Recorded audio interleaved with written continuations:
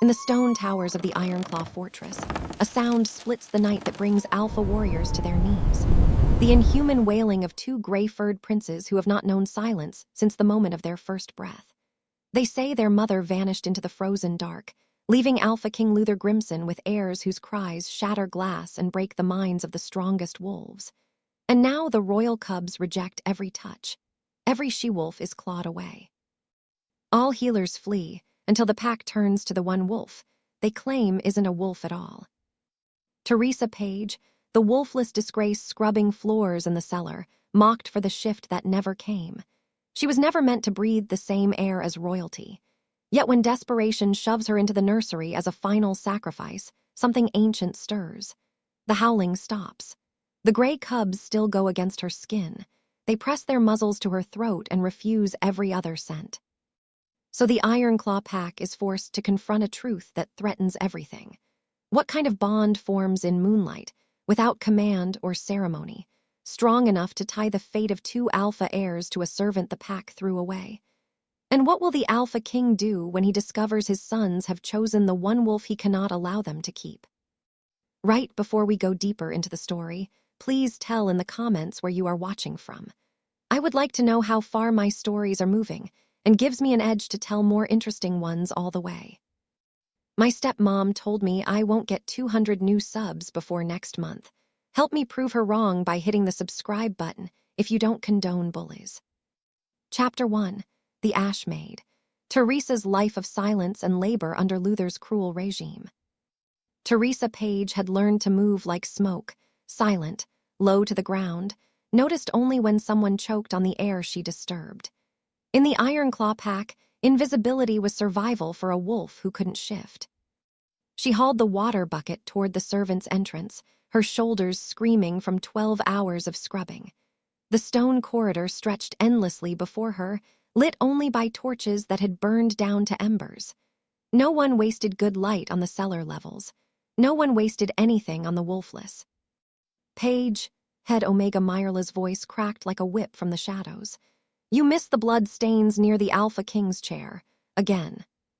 Teresa's stomach dropped. She'd scrubbed that spot 3 times already until her knuckles bled. I cleaned.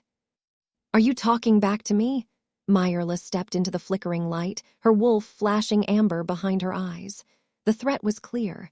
She could shift. Teresa couldn't. That was all the hierarchy the Ironclaw pack needed. No, ma'am. Good, because Alpha Luther doesn't tolerate imperfection. Not in his floors, not in his bloodline, and certainly not in the wretches he allows to breathe his air. Myrla's lips curled. Though I suppose we should be grateful.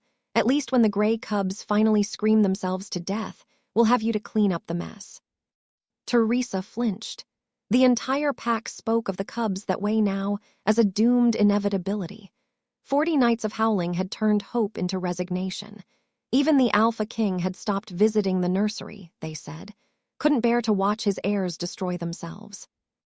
Myrla shoved past her, deliberately knocking the bucket.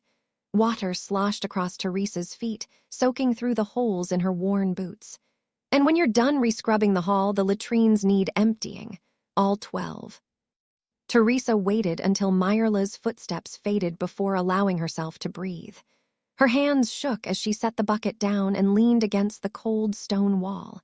This was her life. This was all it would ever be. Except for that sound. Even here, 3 floors below the royal wing, she could still hear it. Not the surface noise, the cubs' shrieks that the whole fortress endured. Something beneath that. A rhythm, a heartbeat made of moonlight and marrow. Teresa closed her eyes. The pull in her chest intensified, like invisible hands reaching through stone and space to wrap around her ribs. The same pull she'd felt every night for a week now, growing stronger. Impossible to ignore. She'd been taught her whole life that she was broken. That her failure to shift meant she had no instincts, no inner wolf, no connection to the ancient magic that bound the pack together. But if that were true, why did every cell in her body scream that those cubs needed her? Why did she feel like she was the one howling? Chapter 2. The Moon's Whisper. Driven by a strange pull, Teresa breaks the rules and enters the nursery, silencing the pups instantly. Teresa's hands were still wet when she found herself climbing the spiral stair to the royal wing. She hadn't decided to go. One moment she was wringing out her rag in the great hall, and the next her feet were moving, drawn by that rhythmic pulling in her chest that matched the distant wail of the gray cubs. Every step should have terrified her. Omegas didn't climb these stairs. Wolfless servants didn't breathe this air. The guards stationed at every landing could kill her for the transgression, and no one would question it. But the guards weren't at their posts. Teresa passed abandoned stations, empty corridors, evidence of a fortress slowly losing its mind. Through the arrow slits, moonlight painted silver stripes across the stone. The cubs' cries grew louder, more visceral, until she could feel them in her bones, not as sound, but as a desperate, wordless need that made her ribs ache. At the nursery door, she finally stopped. Her hand hovered over the iron handle, trembling. Inside, she could hear movement, frantic footsteps, a woman's voice cracking with exhaustion. "Please, please, just take the breast." The cub's answering scream shattered the plea. Something glass exploded. The woman sobbed. Teresa's fingers closed around the handle. It was cool, solid, real. This was madness. Luther Grimson had executed wolves for less than standing in this hallway. If she opened this door, there would be no hiding, no returning to her invisible existence in the cellar. But the pull in her chest had become a command, and her body no longer belonged to her. The door swung open. The nursery erupted in chaos at her entrance. A wild-eyed, wet nurse spun toward her, face streaked with tears and what looked like blood. "Get out! No one else, I can't. The Alpha King will have my head if..." But Teresa wasn't looking at the woman. Her gaze had locked onto the carved oak cradle in the center of the room, where two tiny forms writhed in silver moonlight. The gray cubs. Even in their infant bodies, their fur held that strange, smoke-colored sheen that marked them as different. Special. Cursed, some whispered. Their cries weren't random. Teresa could hear it now, standing this close. They were calling, searching, demanding something the entire Ironclaw pack couldn't provide. She crossed the room in 3 steps. The wet nurse tried to grab her arm, but Teresa shrugged her off with a strength that surprised them both. Her hands, still reeking of lye and ash, reached into the cradle. The moment her skin touched fur, silence fell like a curtain dropping. The cub's cries cut off mid-scream. 2 pairs of molten silver eyes opened, focused on Teresa's face with an intensity that should have been impossible for newborns. Then, moving as one, they pressed their small bodies against her palms, their rapid heartbeats syncing with hers. The wet nurse's whisper barely broke the stillness. "Goddess have mercy, what are you?" But Teresa had no answer. She only knew that for the first time in her worthless life, she was exactly where she was meant to be. Chapter 3, The Secret Nanny. Luther is told the pups are cured, but he doesn't know Teresa is the reason. She spends her nights in the royal wing and her days in the cellar. Teresa learned to move like smoke through the fortress corridors. During the day, she scrubbed until her knuckles bled, kept her eyes on the stone, and endured the usual cruelty of wolves who believed her defect might be catching. But when the moon rose and the night shift guards changed, she slipped through the servants' passage behind the kitchen ovens, climbed the spiral stair that no one used anymore, and entered the royal wing through a door that had been forgotten for decades. The first night, head Omega Meyerla had shoved her toward the nursery with a desperate snarl. "If those demon cubs tear you apart, at least we'll have quiet." But the cubs hadn't torn her apart. They'd gone silent the moment her scent reached them, their tiny gray bodies trembling as they crawled toward her voice. Now, 3 weeks later, Teresa was their secret. The nursery was always empty when she arrived. The official attendants, highborn she-wolves with pristine bloodlines, had been dismissed after the cubs, mysteriously, stopped screaming. Alpha King Luther had been told his sons were cured, some natural phase completed. He'd accepted this explanation with the cold satisfaction of a man who expected the world to bend to his will eventually. No one mentioned the wolfless cellar rat who rocked his heirs to sleep each night. Teresa sang to them in the old tongue her grandmother had taught her before the pack had cast her family out. She traced the silver markings on their fur that looked almost like ancient runes, and wondered why cubs born to a brutal king would carry symbols that belonged in moonlight ceremonies, not war dens. The gray one with amber eyes, she called him Storm in her mind, would press his wet nose to her throat and whimper until she hummed. His brother, the one with crystalline blue eyes she'd named Ash, would curl against her ribs and sigh like he'd finally found home. But every morning, before dawn touched the towers, Teresa unwound herself from their sleeping forms and fled back to the cellar. She scrubbed floors with hands that still smelled like milk and puppy fur. She kept her face blank when the highborn wolves bragged about how the royal cubs had finally accepted proper pack discipline. She swallowed the jealousy that burned in her chest when she heard them claim credit for the miracle. It was head Omega Myrla who warned her, 3 days before everything shattered. The old wolf caught Teresa's wrist as she reached for her washing bucket, her scarred face carved with something that might have been pity. "The Alpha King returns from the northern border tonight," she whispered. "He'll want to see his sons." Teresa's blood went cold. Luther Grimson didn't announce his visits. He didn't knock. And Teresa had nowhere to hide when monsters decided to check on their treasures. Chapter 4: The Alpha's Discovery. Luther enters the nursery unexpectedly and finds the filthy Omega holding his heirs. His fury is legendary. Luther Grimson didn't knock. Alpha Kings never did. The nursery door slammed open with enough force to crack the hinges, and Teresa's entire body went rigid. She'd been humming, some wordless melody that made the gray cubs purr against her chest, but the sound died in her throat the moment his shadow filled the doorway. "What?" Luther said, his voice dropping to a register that made the air itself seem to thicken. "Is that smell?" Teresa couldn't move, couldn't breathe. The Alpha King stood framed in torchlight, his massive form blocking any hope of escape, his eyes the color of winter ice scanning the room with predatory precision. He wore his hunting leathers still, dark with something that might have been rain or blood, and the scent of pine and iron rolled off him in waves that made her wolfless body want to collapse in submission. But she couldn't collapse, not with the cubs in her arms. Luther's gaze locked onto her, and Teresa watched his expression shift from confusion to recognition to something far more dangerous. His lip curled back, revealing canines that hadn't fully retracted from whatever kill he'd just returned from. "You," the word was barely human, "cellar filth in my son's nursery." Teresa's mouth opened, but no sound came out. Her knees shook so violently she thought she might drop the princes, but the cubs only burrowed deeper into her chest, their tiny gray paws kneading her collarbone, completely unafraid. Luther crossed the room in 3 strides. Up close, he was even larger than the rumors suggested, a wall of muscle and fury that seemed to pull all light toward him and devour it. He stared down at her with such naked contempt that Teresa felt it like a physical blow. "My sons," he said slowly, as if speaking to something too stupid to understand language, "are being held by a wolfless servant who smells like ash and failure."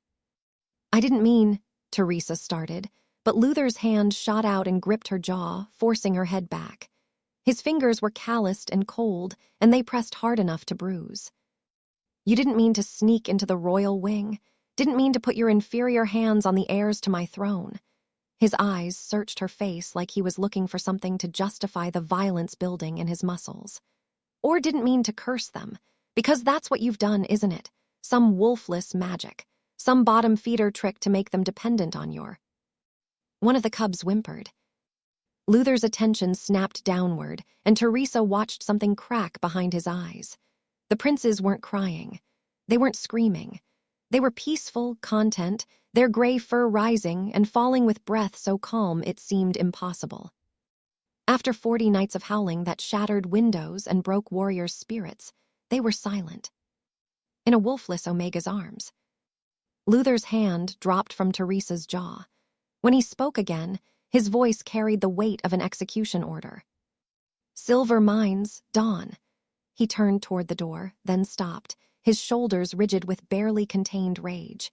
"And if my sons cry when you're gone, I'll make sure you live long enough to hear every scream." Chapter 5: The Sentence. Luther decides Teresa is a witch who has cursed his sons. He sentences her to the silver mines, a death trap for Omegas. Luther's throne room had never felt so cold. Teresa knelt on the black marble, wrists bound in silver chains that burned like brands against her skin. She kept her eyes down, but she could feel the weight of the pack's stare. Hundreds of wolves packed into the hall, all waiting to watch her break. "Look at me when your king speaks to you." Luther's voice was quiet. That was the worst part. When he raged, you could predict him. When he whispered, people died. Teresa raised her head slowly. The Alpha King stood at the top of the dais, still dressed in the ceremonial armor from the morning hunt. His gray eyes, the same shade as his son's, held no warmth, no recognition of the months she'd spent soothing the cubs he couldn't touch. To him, she'd always been invisible. Now she was simply an infection to be cut out. "You infiltrated the royal nursery," Luther said, each word deliberate. "You used some perversion of moon magic to bind my heirs to your scent. You made them dependent on your presence, knowing it would give you power over the throne." "I didn't," Teresa's voice cracked. "They were crying. I only wanted to help." "Silence." Luther descended the steps with predatory grace. "You are wolfless. Your bloodline is polluted. Yet somehow my sons, pure-blooded alpha princes, reject every suitable she-wolf and cling to you like starving pups. Explain that without admitting to witchcraft." Teresa's throat closed. How could she explain what she didn't understand herself? The pull she'd felt toward the nursery. The way the cubs' crying had resonated in her chest like a second heartbeat. The perfect quiet when she'd held them, as if the three of them had finally found something the world had tried to keep apart. "She doesn't deny it," Myrla called from the crowd, her voice sharp with vindication. "She's cursed them, my king. It's the only explanation." Murmurs of agreement rippled through the hall. Teresa saw faces she'd served for years, wolves she'd bled for, all nodding along. Not one spoke in her defense. Luther stopped 3 feet away, close enough that Teresa could smell the pine and blood on his armor. "I could execute you," he said softly. "It would be cleaner, but execution grants you dignity you haven't earned, and my sons would smell your death on my hands. They're already unstable." He turned back to the throne, waving one hand in dismissal. "Teresa Page, you are sentenced to the silver mines beneath the frozen tundra. Omega laborers survive an average of 6 moons there. You won't last 3. And when you die in the dark, my sons will finally forget the witch who tried to steal them."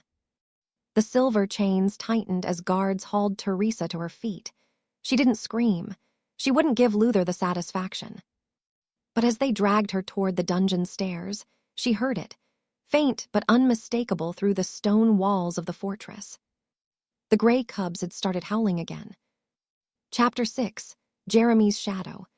Jeremy, a man who has been watching Teresa from the shadows, reveals his true power and helps her and the pups escape the dungeon. The dungeon air tasted like rust and rot. Teresa pressed the gray cubs against her chest, their small bodies trembling as Alpha Luther's footsteps faded up the stone stairwell. He'd left her here to contemplate her sins before tomorrow's trial, which everyone knew meant execution. The cubs whimpered softly, and Teresa hushed them, though her own heart was a war drum against her ribs. The silver chains around her wrists burned even through the cloth she'd wrapped them in. Silver, the metal that could kill any shifter, wolfless or not. "You're terrible at keeping quiet, you know." Teresa's head snapped up. A shadow detached itself from the corner where no shadow should exist. The stones there caught full torchlight. But the darkness moved anyway, rippling like water, and then Jeremy was standing 3 feet away as if he'd always been there. Jeremy, the palace guard who'd watched her with those 2 knowing eyes for months. The one who never mocked her, never looked through her, but somehow always appeared when she carried something too heavy or walked too close to the wrong corridor. "How did you?" Teresa started, but Jeremy raised one finger to his lips. His other hand was already at her chains, and she watched in shock as the silver locks simply dissolved into smoke beneath his touch. Not unlocked, dissolved. "What are you?" she breathed. "Someone who's been waiting a very long time for a spirit wolf to finally wake up." Jeremy's voice was low, urgent. He crouched beside her, and for the first time she saw his eyes clearly, not brown, but a deep, liquid black that held no reflection. Luther killed your bloodline 20 years ago, Teresa. Every lunar alpha, every spirit wolf that could challenge his reign. But he missed one. Your mother hid you well. The words should have been impossible. But the cubs were nuzzling against Jeremy's hand without fear, and Teresa felt that same ancient pull she'd felt the night she first entered their nursery. Recognition, not of a person, but of something older than names. I don't understand, she whispered. You will, but first we run. Jeremy pulled her to her feet, the cubs still cradled between them. I'm a shadow shifter, Teresa, one of the old blood before packs and territories, and I made a promise to your mother that if her daughter ever surfaced, I'd make sure Luther never got his claws in her. Behind them, shouts erupted from the upper levels. Discovery. Luther's hunters would flood the dungeons within minutes. Jeremy's form flickered, darkness bleeding from his skin like ink in water. Take my hand. Trust me once, and I'll get you past those walls. But after that, you'll have to trust yourself. Teresa looked at the gray cubs, then at the shadow man who'd haunted her periphery for months. She'd spent her whole life waiting for permission to exist. She took his hand. The world went black, and they fell through it like stones through silk. Chapter 7. The Gray Shift. During the escape, the tiny pups shift into powerful gray wolves to protect Teresa from Luther's personal guard. The iron door to the lower courtyard hung half open, and beyond it, freedom stretched across the moonlit tundra. Teresa clutched both cubs against her chest, their small bodies trembling with exhaustion. Jeremy moved ahead, his shadow form rippling at the edges, scouting the path through the abandoned stables. They were so close. 20 more steps and they'd reach the outer wall where the stones had crumbled enough to climb. Teresa's lungs burned, her bare feet bleeding into the snow, but she forced herself forward. The cubs whimpered softly against her throat, their tiny claws kneading her collarbone in that way that meant they felt her fear. Almost there, she whispered. Almost. The arrow took Jeremy in the shoulder before any of them heard the bowstring. He collapsed with a grunt, his shadow form flickering and solidifying as blood spread across the snow. Teresa spun to see them. Luther's personal guard, 6 wolves in full armor, emerging from the darkness of the main hall like teeth from a closing jaw. At their center stood Commander Vasek, Luther's right hand, his blade already drawn. The Alpha King wants his sons returned. The girl dies here. Teresa backed toward the wall, her arms tightening around the cubs. They were mewling now, high-pitched sounds of distress that made her heart crack. She'd failed them. After everything, she'd led them into a trap. Vasek advanced slowly, savoring it. Did you really think a wolfless whore could steal royal blood? The cub in her left arm went rigid. Teresa felt it before she saw it, a heat that poured from his small body like fever breaking. His mewling cut off abruptly, replaced by a sound she'd never heard from something so tiny, a growl that carried the weight of centuries. No, Teresa breathed. You're too young, you can't. But they were already shifting. Both cubs convulsed in her arms, their bodies expanding, stretching, bones cracking and reforming with wet, violent pops. Teresa stumbled back as they dropped from her grip, no longer small enough to hold. Where 2 infant princes had been, 2 wolves now stood, each the size of a full-grown mastiff, their fur the color of storm clouds, their eyes burning silver in the moonlight. The guards froze. Even Vasek took a step back, his blade wavering. Impossible. They're only 3 months old. They shouldn't be able to. The larger cub, the one Teresa had named Ash, lunged. His jaws closed around Vasek's sword arm with a crunch that echoed across the courtyard. The commander screamed, dropping his weapon. The second cub, Cole, moved like liquid shadow, taking down 2 guards before they could draw their blades. It was a massacre. The cubs fought with an intelligence that shouldn't exist in shifters so young, moving in perfect synchronization, protecting Teresa's flanks without any command. When the last guard fell, both cubs turned to her, their muzzles dark with blood, their silver eyes questioning. Teresa sank to her knees in the snow, reaching out with shaking hands. The moment her fingers touched their fur, both cubs shifted back, collapsing into her arms as naked, exhausted infants. Behind her, Jeremy struggled to his feet, clutching his wounded shoulder. What in the moon's name are they? Teresa looked down at the sleeping princes and whispered the truth she'd always known. Mine. Chapter 8, The Frozen Tundra. A survival trek where Teresa, Jeremy, and the PUPS must work together to stay ahead of Luther's elite hunters. The wind on the frozen tundra didn't howl. It screamed, a sound almost as terrible as the gray cubs had once made. Teresa clutched both PUPS against her chest, their small bodies trembling beneath the stolen cloak Jeremy had wrapped around all three of them. Her boots, meant for cellar stone, not ice, had split open hours ago. Every step left blood in the snow. Jeremy moved ahead like a shadow with purpose, his dark eyes scanning the white wasteland for any break in the endless expanse. He'd barely spoken since they'd crossed the border, but Teresa had learned to read the tension in his shoulders. It was there now, coiled tight as a spring. How close? She asked, her voice cracked from cold and fear. Close enough. He didn't turn around. Luther's hunters don't need to see us to track us. They're following the cub's scent. Royal blood has a signature that carries on wind. One of the PUPS, she'd started calling him Ash for the gray-black of his fur, whimpered against her throat. His brother, Storm, burrowed deeper into the cloak, his tiny claws catching on the fabric. They hadn't shifted since the escape from the fortress, as if they knew their wolf forms would only make them easier to find. Teresa's legs buckled. She caught herself on an outcropping of ice, gasping as the cold burned through her ruined gloves. Jeremy was beside her instantly, his hand on her elbow, steadying her with a grip that was firm but not cruel. Nothing like Luther's hands had ever been. I can't. The words died in her throat. She'd never been allowed to say she couldn't do something. Omegas didn't have that luxury. You can. Jeremy's voice was low, almost gentle. You've carried them this far. The border to the wandering lands is less than a mile. Once we cross, Luther's claim ends. Pack law won't follow us there. And what will? Teresa looked up at him, seeing for the first time the scars that crossed his jaw, barely visible against his dark skin. Scars that looked like claw marks.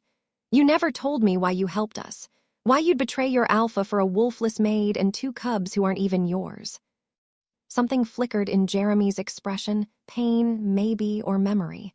Because I know what Luther does to wolves who don't fit his vision of perfection, and because those cubs chose you for a reason. He glanced at the PUPS, then back at Teresa. You're not wolfless, you're just not his kind of wolf. Before she could ask what he meant, a howl split the air behind them. Not wind, not animal. Luther's hunters had caught their scent. Jeremy's hand moved to the blade at his hip. Run, Teresa, I'll buy you time. But Teresa was already running, the gray cubs pressed against her heart, toward a freedom she'd never been taught to imagine. Chapter 9, The Spirit Awakens. On the border of the kingdom, Teresa's true power manifests. She doesn't just survive, she commands the wild, proving she was never wolfless. She was just too powerful for Luther to control. The border crossed through dead ground where even winter weeds refused to grow, and Teresa's legs finally gave out. She hit the frozen earth hard, tasting copper and ash. Behind her, Jeremy dragged both cubs against his chest, his shadow form flickering like a candle in wind. The gash across his side had stopped bleeding only because there wasn't much blood left. They're close. His voice barely carried over the wind. Teresa, you have to get up.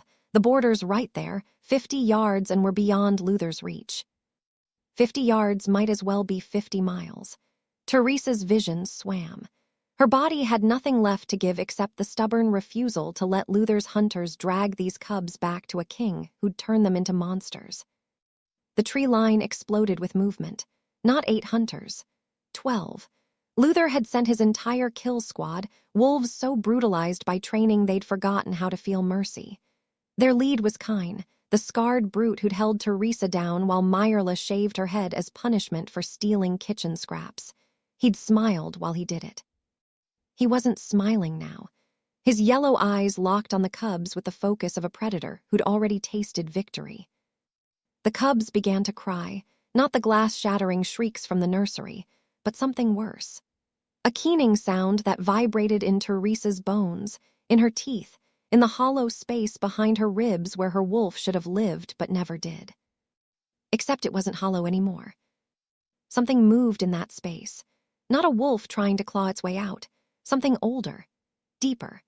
A presence that had been waiting in her blood since the day Luther's father slaughtered her grandmother on the accusation of witchcraft, since her mother was drowned for bearing a wolfless child, since Teresa herself was thrown into the cellars and told she was less than nothing.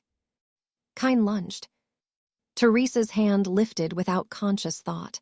Her palm faced outward, fingers spread wide, and the air between them turned solid. Kyne hit the invisible barrier with his full weight and crumpled like paper, his jaw snapping shut hard enough to crack teeth. He dropped, whimpering. The other hunters froze mid-charge, not from discipline, from something primal that overrode every order Luther had beaten into them. Teresa stood. The movement should have been impossible. Her body was wreckage, her spirit shattered by weeks of running. But she rose anyway, and as she did, light began to pour from her skin. Not fire, not magic, just pure distilled moonlight that had no source except the marrow of her bones. The cubs stopped crying. Their gray fur began to glow with the same silver radiance, their small bodies shifting into forms that were neither human nor wolf, but something Luther had spent his entire reign trying to exterminate. "Kneel." Teresa's voice carried the weight of mountains, of ancient bloodlines, of queens who'd ruled before alphas learned to take power through violence. 12 hunters dropped as one, their heads bowed. Their bodies shook with the effort of resisting what their very DNA recognized as absolute authority. Jeremy stared at her, his dark eyes wide. "You were never wolfless." "No." Teresa looked down at her hands, wreathed in light that commanded the wild itself. "I was just something he couldn't control." Thank you for watching this story to the end.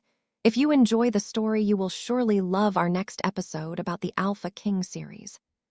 Click on the image on your screen to watch the next one, and subscribe now so you don't miss out on our next story.